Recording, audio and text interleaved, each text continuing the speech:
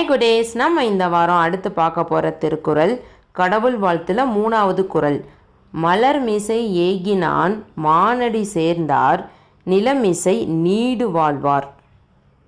குறளின் பொருள்: மனமாகிய மலர் மீது சென்று இருப்பவனாகிய கடவுளின் சிறந்த திருவடிகளை எப்போதும் நினைப்பவர் இப்பூமியில் நெடுங்காலம் வாழ்வர்.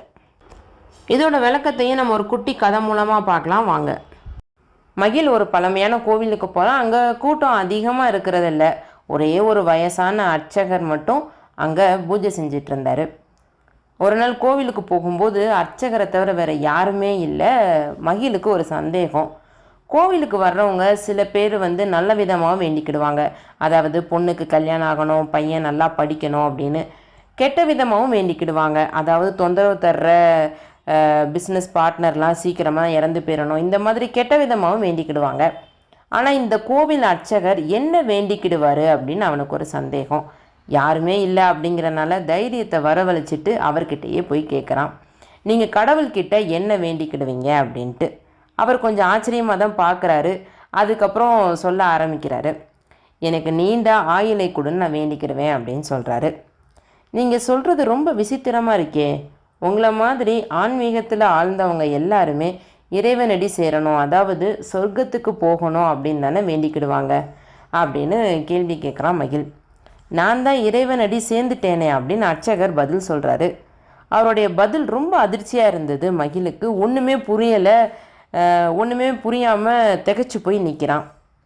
இறைவனடி சேர்றது அப்படின்னா என்ன? இறைவனின் திருவடிகளை நம்மளுடைய மனசில் இறுக்கி கொள்வது தான் பொருள்.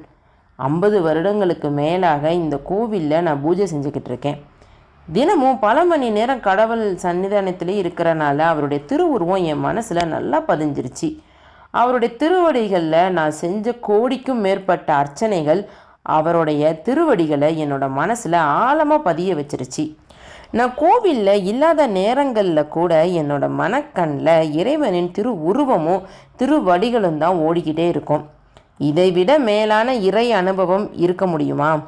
இந்த அனுபவத்தை இன்னும் பல காலம் நான் அனுபவிக்கணும்னு நினைக்கிறதுல என்ன தப்பு இருக்குது? இதில் என்ன ஆச்சரியம் இருக்க முடியும் அப்படின்னு சொல்கிறாரு. ஹை குடேஸ், உங்களுக்கு இந்த கதை பிடிச்சிருந்ததா? இந்த குறளோட விளக்கம் புரிஞ்சதா? இனி வர்ற வாரங்களில் நம்ம அடுத்த குறள் பார்க்கலாம். இந்த வீடியோ உங்களுக்கு பிடிச்சிருந்தது அப்படின்னா உங்கள் ஃப்ரெண்ட்ஸ் கூட ஷேர் பண்ணுங்கள், லைக் பண்ணுங்கள். விருதை பொண்ணு சேனலை சப்ஸ்கிரைப் பண்ணுங்கள். நன்றி, வணக்கம்.